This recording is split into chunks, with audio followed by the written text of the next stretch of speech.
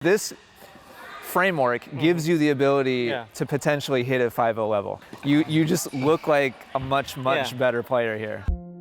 Hey ET family, in this first video in a new series of 2, I'm going to show you how we completely transformed the forehand ground stroke of one of our VIP coaching students, step by step.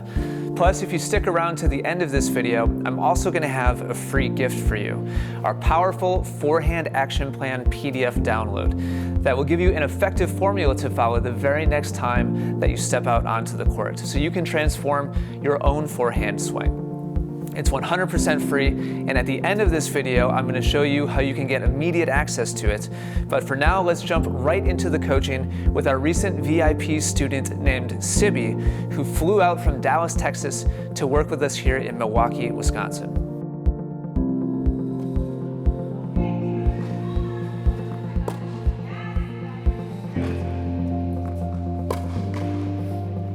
Couple more.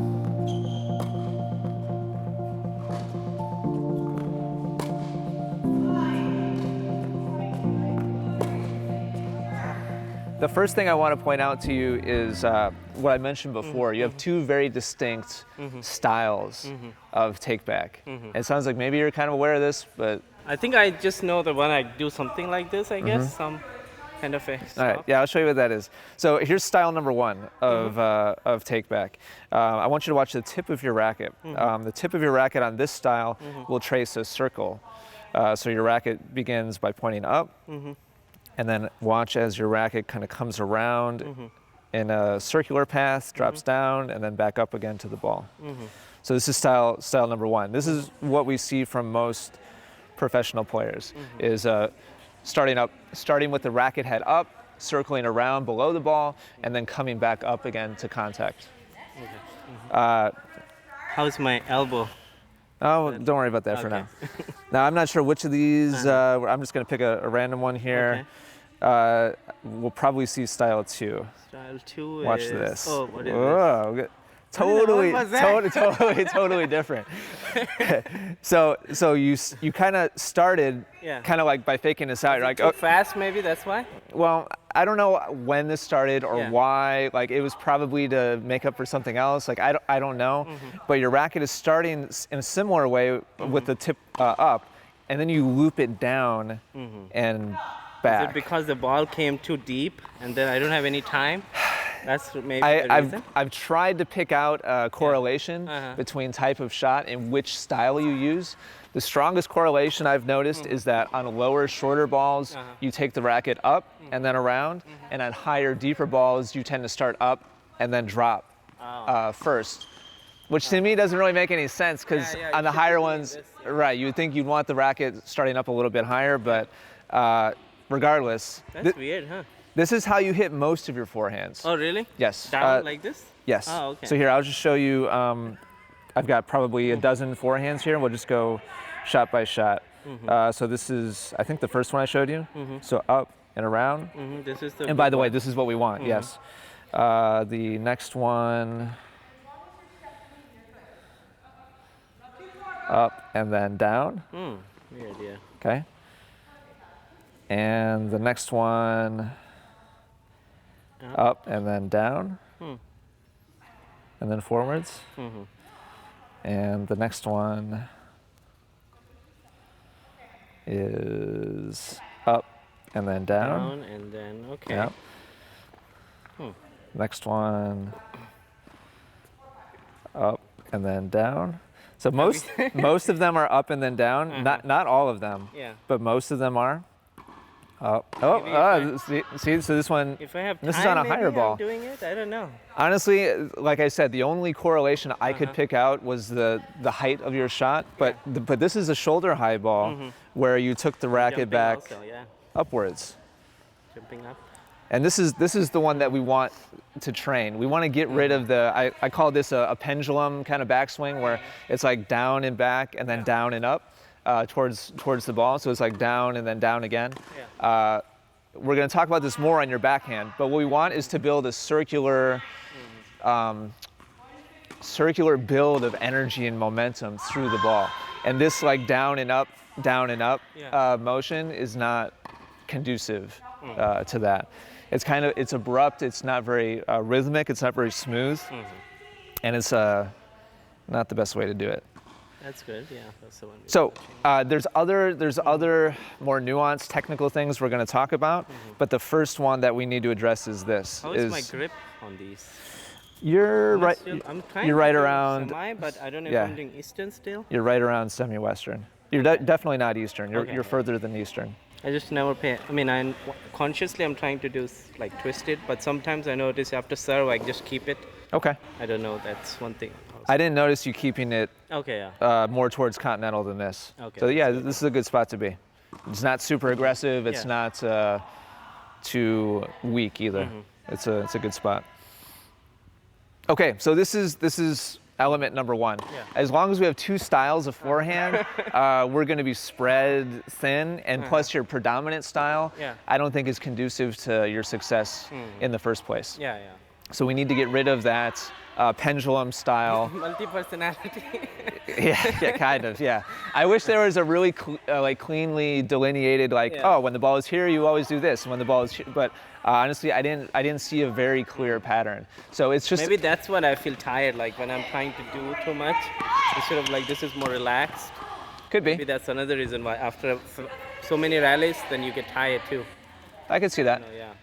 Regardless, we're gonna get rid of the pendulum one, and we're gonna stick with just the circular path. Does that make sense? Yeah. And there's other things we're gonna work on too, but for me, this is like priority, number one. So we've discovered that Sibby kind of has split personalities with his forehand. He has different takebacks for different situations, and how he sets his body up really sets the tone for how successful he can be with his forehand. So fixing this is priority one, and now we're going to get right into the coaching progressions that I used with him to retrain how he's taking his racket back and how well he's setting himself up for success. And so what I'd like to see you do is start off in your ready position, and at like 25% speed, we're just simply going to shadow smoothly through a circular swing path. So the tip of your racket is going to start off pointing up, and then it's going to drop down and around and come up towards contact, just the way that you did it in your, which you, I don't care about your feet. Okay. I just want you to trace that circular path with your racket. Yeah, good, nice. Good job. Yep, keep it at that speed for a few. Nope, that was different. I think this, maybe I'm kind of, this is a little bit hard. Good. I think this one I'm more naturally, I feel like I'm gonna do this. Yeah? I don't know why I feel this way right now. If it's for this thing, I'm just ready to hit it down the line, or it's much easier. I don't have time to do this. But okay, let me try the regular ones. So just to be clear about what we're doing here, what I'm not asking you to do is go from your ready position and lift the racket up and make some kind of big motion. Okay. All we're doing, your ready position has the tip of the racket up. So all we're doing is rotating the body to the side. Okay. That initiates this upward position. And then from there, we're just allowing the racket head to drop and come around. So what I'm not asking you to do is like loop the racket and come around. You said I don't have enough time. Yeah. All we're doing is just turning to the side. Okay.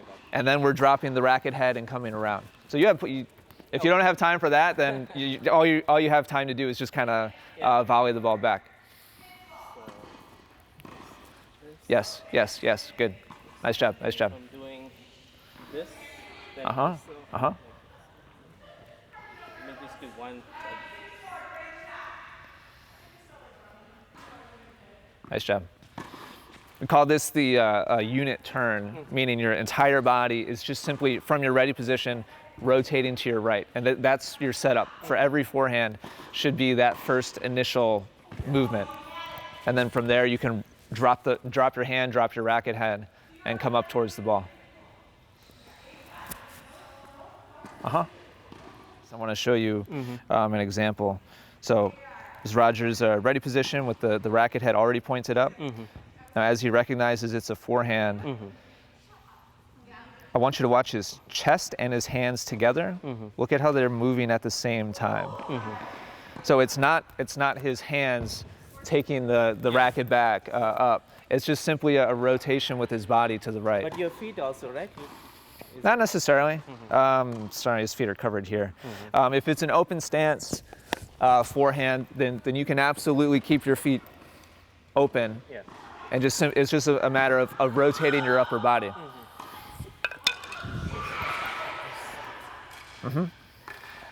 Yep. So here, watch. Rack it up. And then drop. Okay, yeah. So you still open stance here. And then up towards contact. So what's the disadvantage of doing pendulum? Pendulum, there's a break in momentum. From your ready position, when you take the racket back down, there's a stop of the racket's momentum, and then you have to start it again forwards. With this circular path, there can be a continual flow of energy around and up towards contact. Whereas this, however brief of a moment it is, there's a stop, like everything comes to a halt, and then you have to start momentum again towards the ball. So it's not a very efficient way of hitting the ball. You can hit good shots that way, but we're interested in best performance possible for you. And so this, you won't see anybody on the tour doing this. Occasionally with a two-handed backhand, you'll see this, but never with a forehand. I want to show you what you look like right now. So here's your last couple repetitions. Now, it's a nuanced thing, but I want you to really be aware of the difference. This first swing, you have two different phases to the swing. You have like Ian asked me to set up here, so I'm turning my body, I'm bringing my racket up. And then you have, now I'm going to swing. And so you segmented from here, and then you're like, all right, now it's time to swing. And then you bring your racket up and around. As much as possible, we want this whole thing to be one fluid, smooth. So watch it in full time. There's like the setup, and then and then you're like, okay, now I'm going to loop and swing it. And you actually smooth that out as you kept going.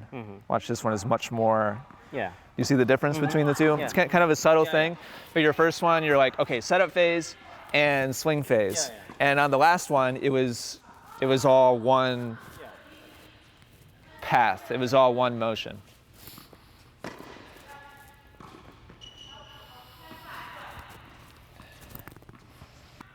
The height of the ball will change the height that your hands begin the motion at. If you know that the ball is going to be 6 inches off the ground, then it doesn't make sense to start up here, obviously. You'll just come down and around up towards the ball at that level.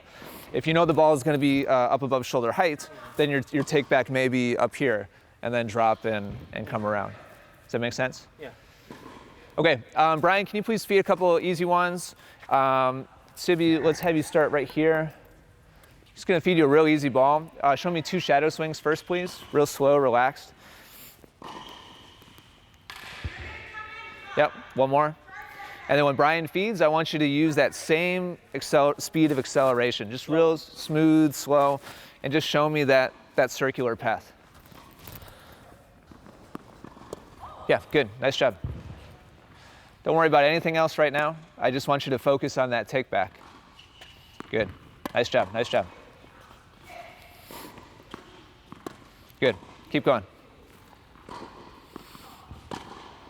Now that Sibby is showing some progress with his initial setup with his body, aka the backswing, we transition into talking about how his new motion fits into hitting different shapes of shots. In other words, Sibby needs to understand how his new take back can work within the context of topspin, drive, or anything else in between. Flat or spin is a function of how low below contact the ball drops. In other words, here, let's work back from contact. So if Roger is, I lost the ball there for a second. It's weird because it looks like Edberg is like holding the ball. It's inside the racket, yeah. If contact is right here, and Roger wants to hit a really flat driving ball, then his hand and his racket will only drop down to that level over here.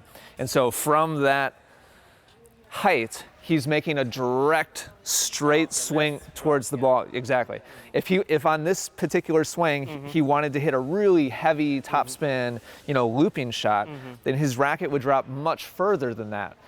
And so drive or spin has nothing to do with the take back. It's all about how low does the racket drop. If it only drops to contact height, then all you can hit is a drive. You can't hit topspin. If it drops to 2 feet below the ball, all you can hit from there is topspin. You can't hit a drive. So what we're going to train you to do is on every swing, use this circular take back, but learn how to feel different depths of drop and how they associate with different styles of shot. Yeah. Does that make sense? So on this particular shot, Roger dropped his racket. This was contact, maybe a foot below contact. And so this is a shot with a lot of drive, but also some spin. And so this is kind of like a middle of the road, probably rally ball. It's got some topspin, but also a lot of drive to it. If he was hitting a really heavy topspin ball, his racket would have dropped like down to here.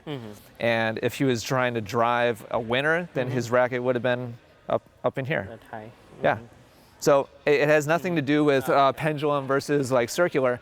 It's all about where is the racket That's just going my comfort to hit flat. I'm used to just very 100%. Then always I feel I can only do those once, either 2 in a row. That's it. The flatter ones. Yeah. I mean with this pendulum ones, maybe that's the accuracy is it's either. But then I can see when I do this, I feel more confidence. There's a lot more margin. But then that's when I need to learn to make it more flatter and deeper. It's a matter of training your ability with this different take back to be able to consistently repeat the same whatever, flat, topspin, whatever. And we're going to learn how to do all of it with that same take back. Yeah. We're not going to have different take backs for different types of result. That's not a good idea. And on these repetitions, I just want you to feel the racket moving with your body, tip of the racket starting up, and then circling around. Yep. Don't worry about anything else right now. Really nice, really nice. Yep.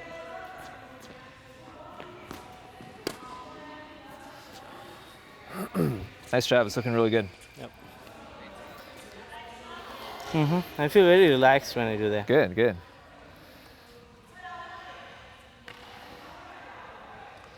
Can you do the same thing on the when somebody's hitting heavy topspin? You do the Absolutely. same thing? It's a matter of how good is your training.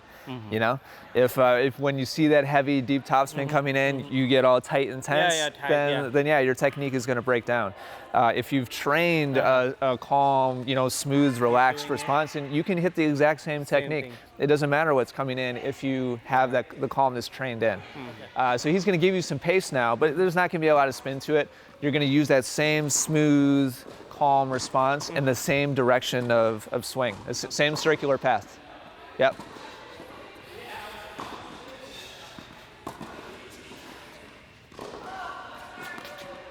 Good. Maintain the same rhythm of your swing. Calm and relaxed.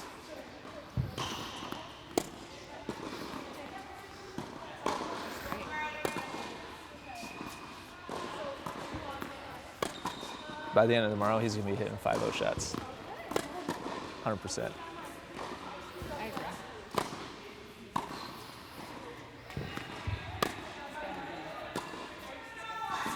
As you keep swinging, I just want you to be aware of how loose your body is. And I want you to maintain that looseness.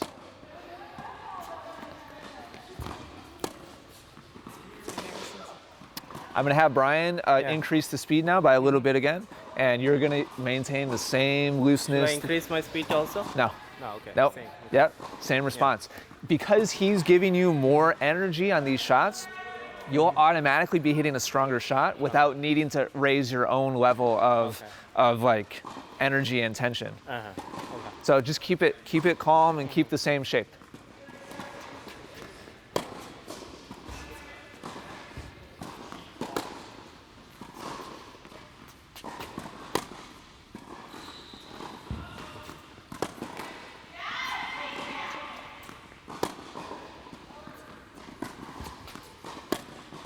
You're making it look easy, Sivi. I like it. Huh?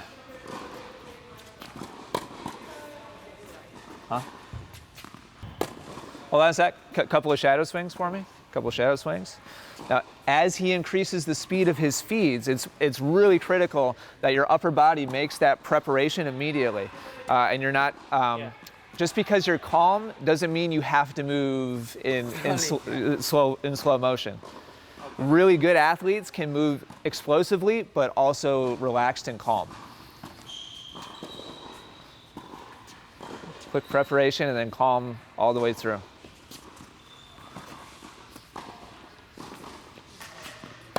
Good, Sibby. Sorry? Yeah.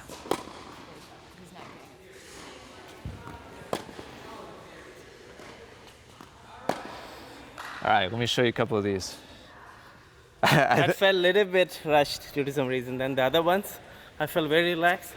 This one I feel like a little bit more tension. So I had Bryan, I think this was the 5th different speed. We started off short, you know, he was just like feeding you soft ones. You came back, he was feeding you soft ones, and then we've very gradually increased the speed until now we've found that little, just the right speed where you're starting to get a little bit of tension. A little bit tense, but I still feel relaxed, but I can feel I'm getting a little bit too much, I think this first one was the one I yelled at you for, where you got a little quick on it.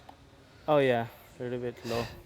And then watch how, you see how it changes? Watch the first one again. Sorry, I didn't get the full swing.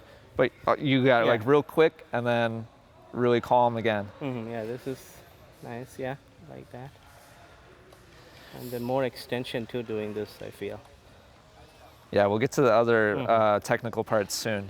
But at first I want to really make sure that we have this really comfortable for you. And it's starting to look comfortable. How's it feeling to you? I was trying to hit one inside, like on the line, this corner, like in this box, and one, and I feel like it was, with the slower one, I feel like really control, but faster one is still a little bit hard, but I feel very calm. I felt like more power. Good. I didn't feel like I had to do too much. You didn't feel rushed or? Good. I feel good, Really nice, Sibby. Your number one focus is on that take back. Just execute that take back for me every time. Racket head up, good. And then circle around.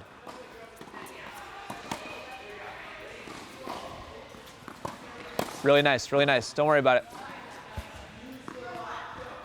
Awesome, awesome. Hey, really nice job, really nice job.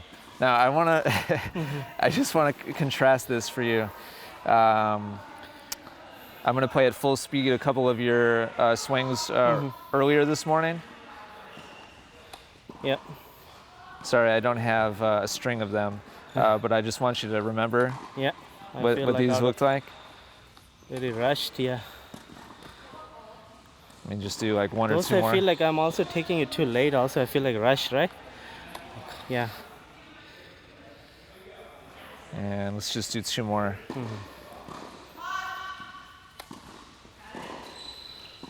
And 1 more.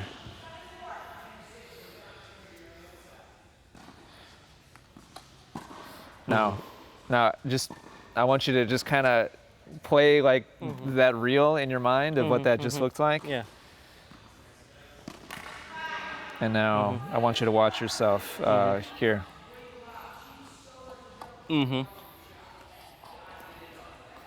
I can't tell you how much better of. I feel like relaxed.